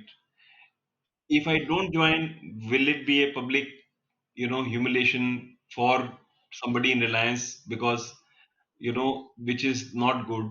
So me and my wife discussed and we said, uh, okay, it is fine. Uh, Let me just go there, and I'll do Monday to Friday in Bombay, and I will do Saturday, Sunday in Delhi. And children were also at that growing age. So actually, I was there from January till about November of 2006. And I continued to stay in Oberoi's Monday to Friday, and used to eat in Moti Mahal my dinner, always yellow dal and some one roti or two rotis, So that was the time, and of course at Reliance Digital also there was a lot to learn, from Mr. Mukesh Ambani. They How was it like meeting him or working with him? Or, I mean, there is so much aura about him now that he's the fourth richest man in the world. But I mean, what is your personal experience of being with him? So, if Mukesh is someone who is extremely hardworking and he is a visionary, he never thinks small. He thinks of ideas which are always, end to end, and like any big company in the world would conceive, he conceives it like that. And he's also very well read. So if on a certain subject, if he discusses with you something on the 10th of a month and he doesn't know much, then he says, okay, come back on the 20th, and on the 20th he is fully informed about that subject. So he competes with you, he invests in his own this thing, and in his reviews he is very supportive. He knows how to take work out of people. So that is the difference between him and Anil. Anil also a very smart person, but he did not have that end-to-end, thing. And also one more, aspect which I noticed, which has brought him very great success, is that, whether it is Mr. Manoj Modi, Hital Miswani, Nikhil Miswani, and a couple of others, his close confidants, and a close circle is has been the same over the years, who know everything, who discuss, whom he trusts completely, and that is what then gets translated. So he is able to manage, and very good review mechanisms. He gives a lot of freedom to people, and unnecessary doesn't trouble as long as matlab, you are delivering on what you have committed. And uh, and like I remember 1500 crores was the organized retail market in consumer electronics at that point in time, and he gave me a budget, said 1500 crore आपका piloting का budget है, you know. So आप सोचो market size 1500 crore है organise retail का, at that time, and आपको 1500 करोड़ मिल जाते हैं एक्सपेरिमेंटेशन के लिए, then obviously you will be able to bring in a paradigm shift in the way any industry is happening. So resources were never a constraint with him. He knew that Walmart was the world's biggest business. He knew the way the Chinese economy was evolving, and how a gourmet, etc., with just being in retailing became the biggest business. So he was in petroleum, came into the retail, he was in mobile phones, and he was again reconceiving the mobile phones business. So he entered into those areas which would give him the size. He had that foresight to enter into those kind of businesses which will give him the scale and control over the market like nobody else. Okay, and so you had a pretty short stint there, like less than a year. So what did you do in that 1 year?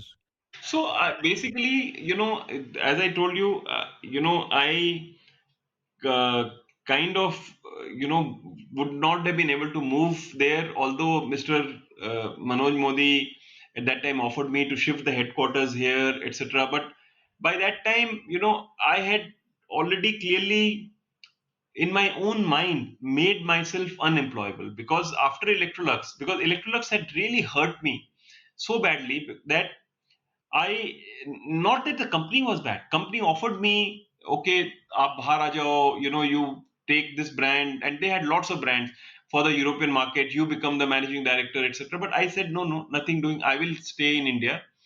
And I, at that time, felt that with whatever ownership you work, if you are not the owner of that business, anything can happen, and your effort may go waste. So, with that mindset, which was changing, I kind of in my mind said, I have to run my own business. In my family, nobody had done the business. And even today, I don't feel that I'm a businessman, right? Even today, I run it like a professional. I work equally hard with my own hands as a professional. It is not that I come in at 11 o'clock and others will be at 9 o'clock, or I just order and do. So I'm a hands-on manager. But in our family we decided also that in Milagro I'll be the last owner professional manager, and we will professionalize it over a period of time, more and more. And so that was the reason I felt that, once the entrepreneurial bug bites you, then, so within 1 month of my joining, I kind of made up, my mind that, I should move out, discussed with my wife, and also because of the children, etc. So we kind of decided, she said, whatever makes you happy, it is fine. So then I discussed with Mr. Modi. He tried to convince me. Then he said, okay, you discuss with Mukesh. I discussed with Mukesh bhai, and I was the first guy who joined, first or second, but I first, I think. So I was the first president and CEO for their one of the divisions, which is the Reliance Digital.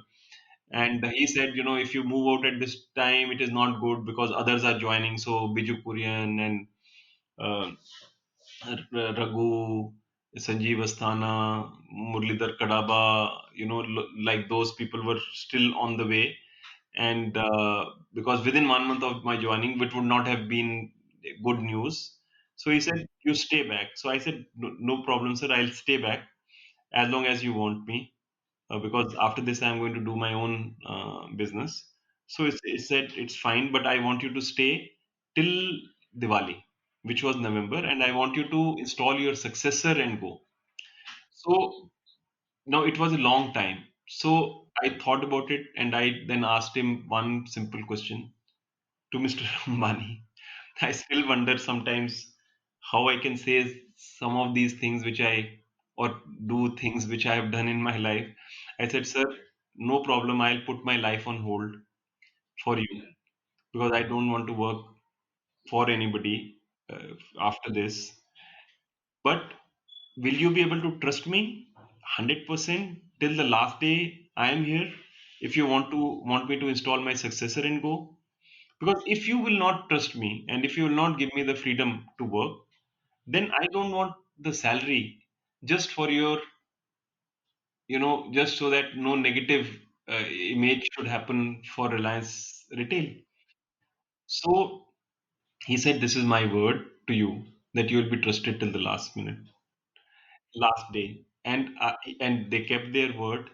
Then, of course, I worked very hard. We were the first, venture out of the blocks, and we did very well. And even those people, even today, remember that amongst all the reviews which used to happen till November, we were always the much ahead. I was given a lot of share offers and things like that to stay back, but I said I made up my mind. I don't want to stay there, and. And then I left, and I still remember the words of Mr. Mukesh Ambani. Rajiv, if you need anything in life ever, just reach out, which was very very sweet of him. Mr. Modi also. So it is a wonderful place to be for professionals who will deliver on their promises, who are diligent, because it is not a place where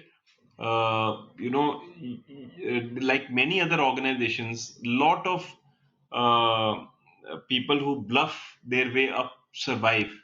Reliance is not that place. You really need to be, someone who is the very best and very diligent and very hardworking, hands-on kind of a manager who can survive in Reliance.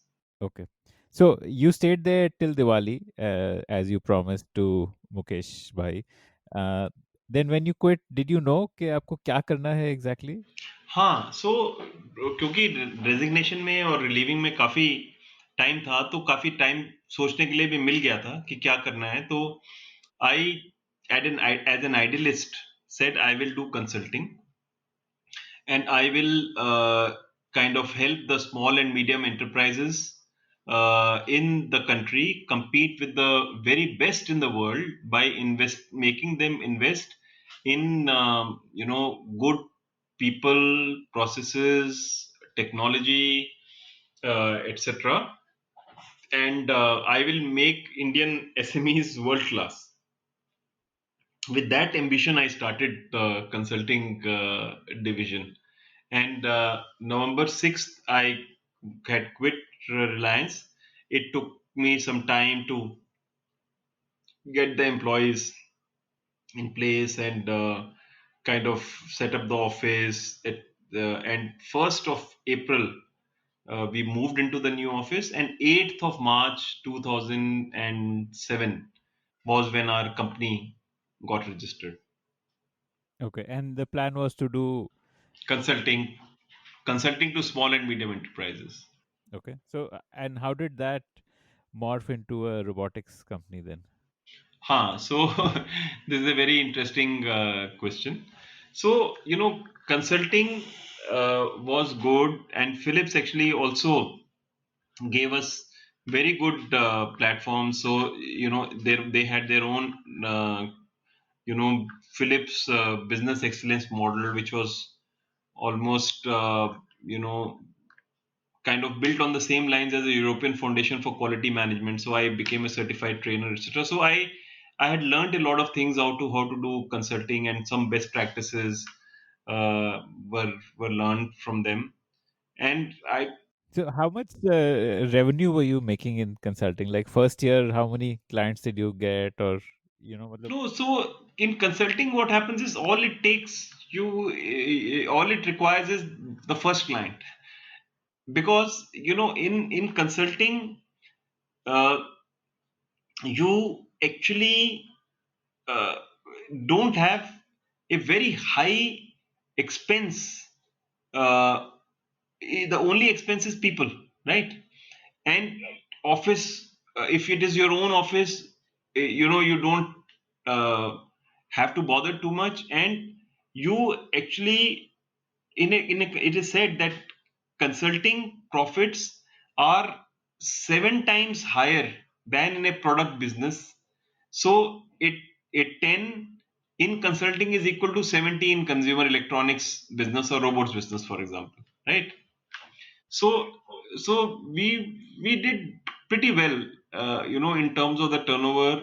And although we started thinking of micro, small and medium, but there were a lot of medium-sized businesses which were, you know, 2,000 crore, 3,000 crore, 5,000 crore, and they started to come to us for consulting. And I realized that even in such large organizations, there are no proper HR policies, there are no proper succession policies, there are no proper appraisal policies, there is no proper organized product management teams. So there was so much to do, and we did quite well. And for some reason, we also started to get some international clients. But I also resolved at that time that I will not provide consulting to consumer electronics businesses, which is very easy for me to do because at that time I was a name in that industry and I could have easily provided those. So I said, no, I will not do that. I will do the consulting to other industries than my own, because that will also make me work harder rather than putting the same learnings which I already have had. So I will not be able to build a good team and a good organization. So if I had to do the consulting business uh, on in consumer electronics and appliances, so then I'll do that outside of India.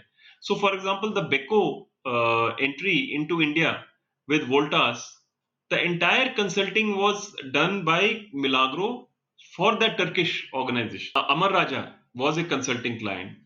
I remember Havels was a consulting client for us. Then this one,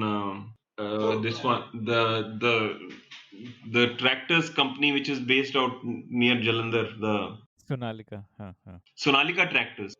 So there were and they were very big companies in their own right.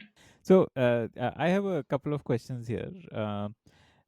Let me just tell you all those questions and you can answer them in any order. So, how did you go about getting the very first client? That I want to understand. Then, I also want to understand who were the kind of companies you were competing with. For example, were you competing with like KPMG, EY kind of consulting companies, or just so that I understand which sector were you operating in? So there were lot of so when I set up Milagro at that time, again lot of senior guys were doing lot of funding through the VCs and private equity guys. So like a Jagdish Khattar, although these guys are much older than me, uh, you know, I at 43, I was when I was at Electrolux, I was the 40 in at 43. I was no at 43. I started Milagro, but when I was in 2003. So at 40, I was amongst the top 40. It was also 43rd rank, most powerful CEO in the country. If you look at the corporate dossier that time, right? So I had the ability to raise a lot of funds, but I, for some reason, because of my upbringing or whatever, I said no, business karunga to apne, because I was the first person in my family who was doing business, and I knew that I was not a businessman. So I said, मैं करूँगा totally debt free business, छोटे से start करूँगा, and I will build from there. And people like Jagdish Khattar, they built up a carnation with almost 100 crores, being given by the Azim Premji Foundation, etc., etc. सो अब वो start करना है तो आप consulting से ही start कर सकते हो, कंसल्टिंग से ही अर्न करोगे.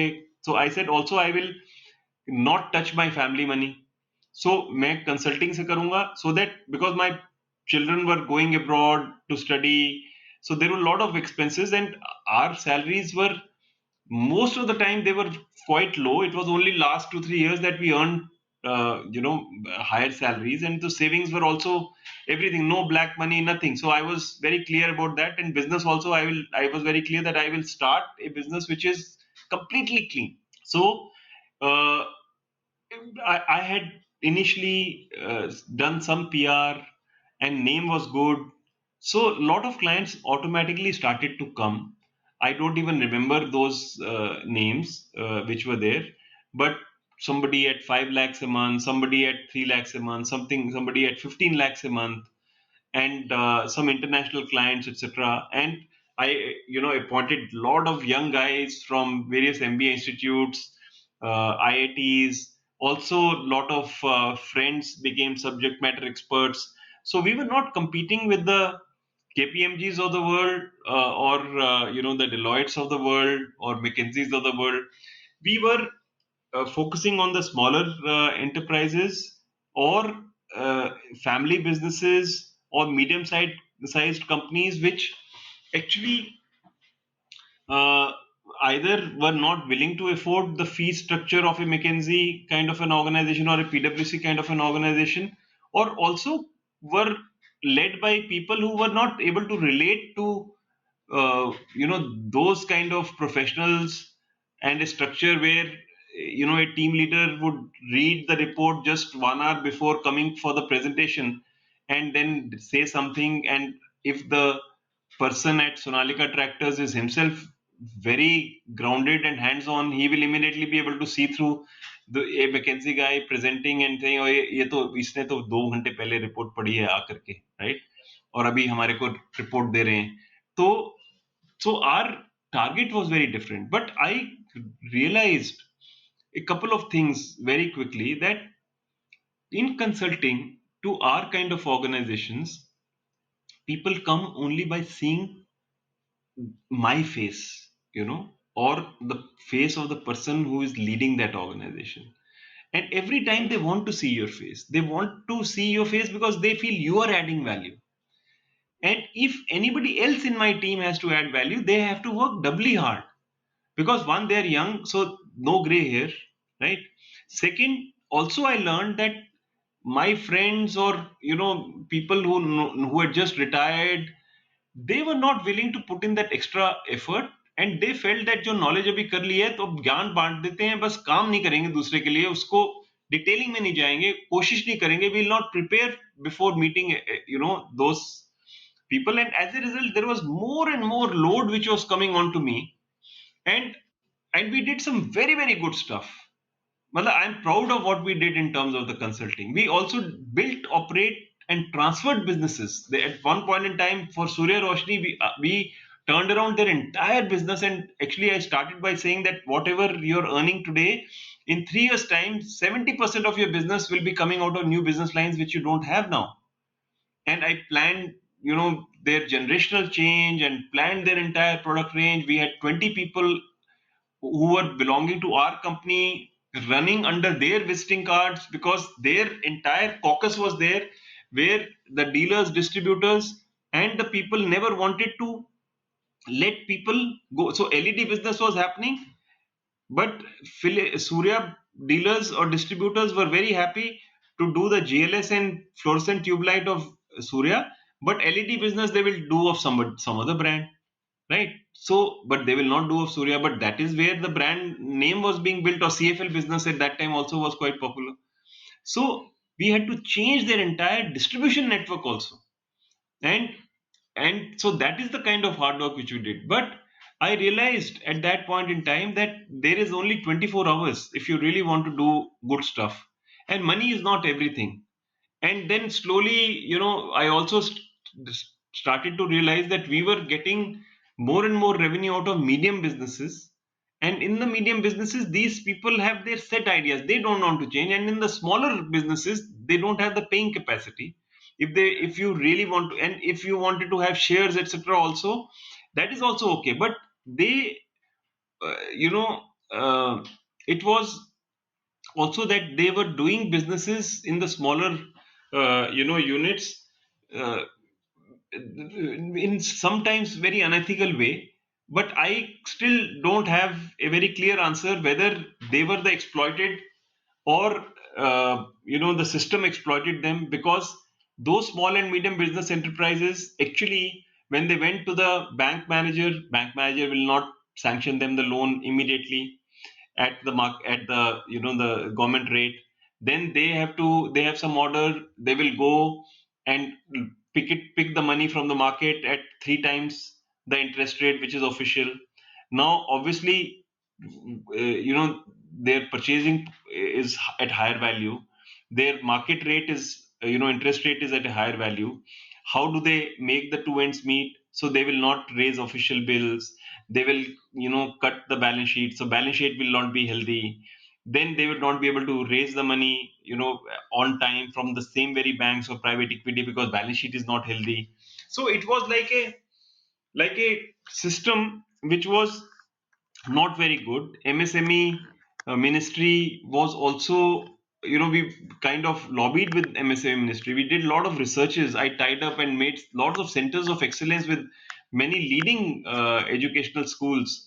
We did a lot of World SME conferences to bring in best practices and, involve with the government. But I realized that nobody really wants to change. I became a cynic, actually, from an idealist. And then I said, and a lot of people used to come and offer me, भाई आप cash में ले लो, आप क्यों मतलब इतना सारा पैसा देते हो अपनी फीस, फिर हमारे को ये टैक्स भी देना पड़ता है. सो आई यूज टू टेल देम, अब मेरे को आपसे कंसल्टिंग ही नहीं करनी है, आप जाओ. अगर इस तरीके से मैं आपको सिखा रहा हूँ, आपने अगर बिजनेस करना है तो make your balance sheet in the right way. It is hard, but if you really want to make a sustainable business which is, growth oriented, profitable, then you need to change your ways. So if you don't want to do it, I don't want you to I don't want to consult you. So then I said, it is better to do a product business of your own. I still have a lot of energy. I'm very good at execution. So slowly, we cut down on consulting, and then we went into robots. By which year did you decide that you want to go into robots? So 2007, 8, 9, 10. By end of 2010, I decided that, I want to actually be into my own product business. So then we set up a team, and then 2011 and we launched our robots and tablets. Achha, tablets also. Okay, Yeah, okay. yeah. So, how did you finalize that robots and tablets is what you want to do? So basically, I also said that अब देखो मेरे को तो ये business जो मैं बना रहा हूँ मेरे को बेचने के लिए नहीं बनाना. So I want to build a business which is for keeps, because starting a business at 20 where you want to be funded, and starting a business at maybe 43 where you have a different ambition which guides you. So I said मुझे business debt free करना है, मुझे business slow करना है, मुझे business अगर मुझे बहुत पैसा ही केवल कमाना है तो मैं तो टीवी भी बेच सकता हूँ, लेकिन मैं टीवी बेच करके कभी भी एलजी सैमसंग के साथ तो compete नहीं कर सकता हूँ. So I have to actually do a business which is the future, which will grow for the next 100 years, and which doesn't have too much of brand competition at this point in time, which I can do under the radar. And I had in my career seen color TV industry happening. I had in my career seen IT industry happening. I had in my career seen mobile phone exploding, then some smartphone, exploding in a big way. So the next is the robots business. Okay. So then I had kind of, seen. So then I identified robots as the industry to be in, because if, if human beings are the best creation of God, God put the best software of Atma and the best hardware of a human body and made us human beings. Same way, the best creation of man in terms of software is artificial intelligence, IoT, virtual reality, and the best hardware has to be a hardware which is able to independently move from one place to another. So, a robotic body with the best Atma, best software has to be the business which will be very successful. And I also kind of realize that why should humans serve other humans for menial jobs, domestic chores, mundane tasks which are very repetitive, which robots can do much better, right? And that is how, and when I looked around, hardly did I find any brand which was worldwide.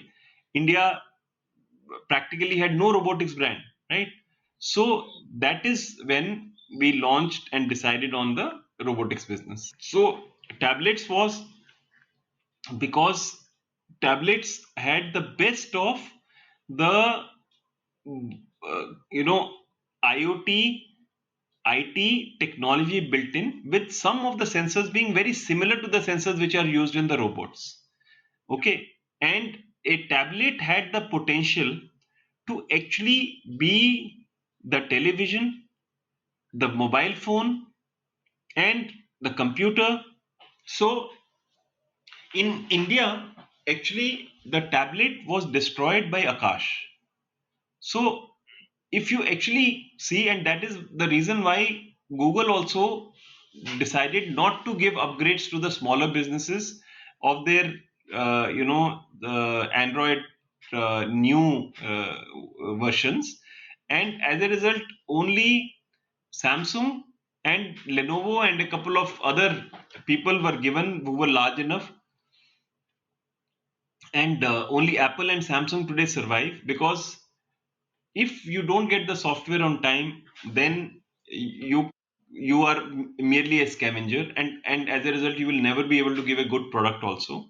And Akash was giving, because of the government support, somebody who wants to play IPL, you give them uh, a plastic ball to ball, right? Obviously, you will lose, and when you play the hard ball.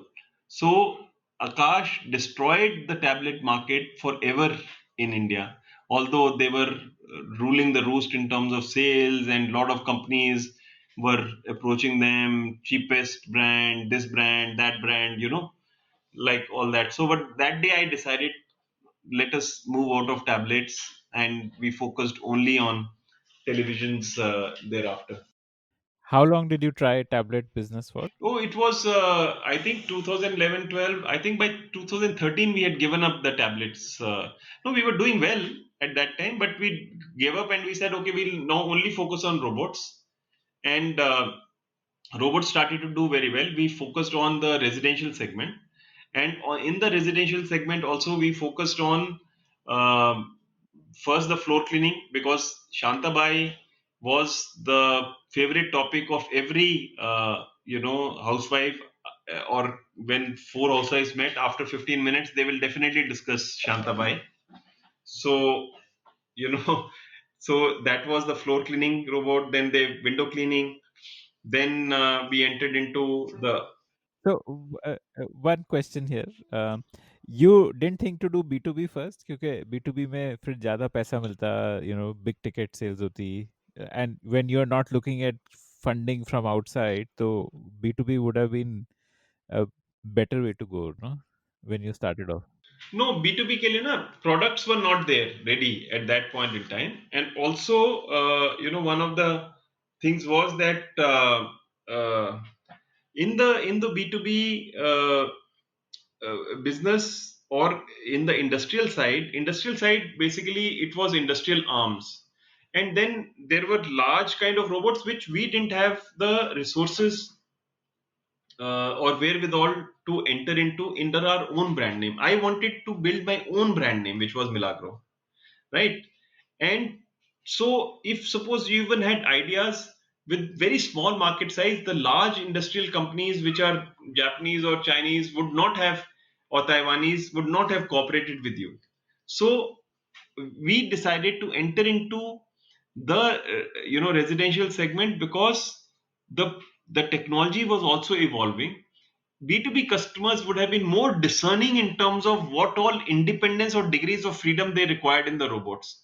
A homemaker would, with little bit of intervention required, would still have been happy with those robots. So that is how we entered into the residential segment first, and ultimately we also realized that residential or the B2C space always is much much bigger than the B2B space, because of the sheer number of users which who adopt your product. Hmm. Okay. And Ismail, then how did you do your sales? Like, did you set up a channel or did you do through e-commerce websites, or what was the plan?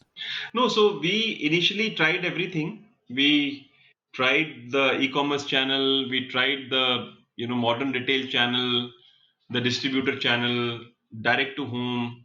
But we realized very quickly that our product is very demo intensive, and until unless somebody is willing to give the demo, they would not be able to succeed. The traditional mom and pop store consumer electronics dealers had very small space.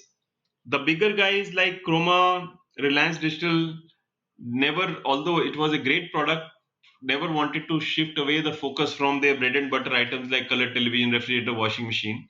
The moment a robot was, played in these shops or allowed to move around, it attracted a lot of attention, but users were very less. We had a very good sale from Flipkart in the first 2 years, where we sold almost, and Amazon had not come by that time. We sold almost 2.7, 2.8 crores worth of robots through them. But then some of their policies changed as they became bigger. They stopped giving us the customer access data. And when customer access data is not available and you're not able to give after sales demos, then returns increase because customer requires some sort of hand holding. And then after some time, these people, Chromas, etc., they were under pressure from Amazon and Flipkart. They started to demand lot of demo units and price protection and demo boys, etc. And our category was not such that, because our per retail store sales was much much smaller and was not such that we could have afforded it. But then demonetization happened, and lot of our sales was taking place through e-commerce. And when demonetization happened, almost 35-40% of the sales fell through the roof. And even before we could recover, the GST implementation started, and vacuum cleaners are put in the 28% category. And robots, there is no separate category except for industrial robots. So 28%, and this further sales fell 50%. So it was around 2017, and we had already lost a lot of turnover by giving up the tablet business. So it was at that point in time that I kind of came into two minds that maybe it is, I'm not a businessman, maybe I should give up. It was a very tough phase. So then what happened was that it was a tough time, and we had to let go our entire R&D team and cut down the size of the team. Also, we left them in a good way, but it also furthered my resolve that I have to be completely debt free and equity free.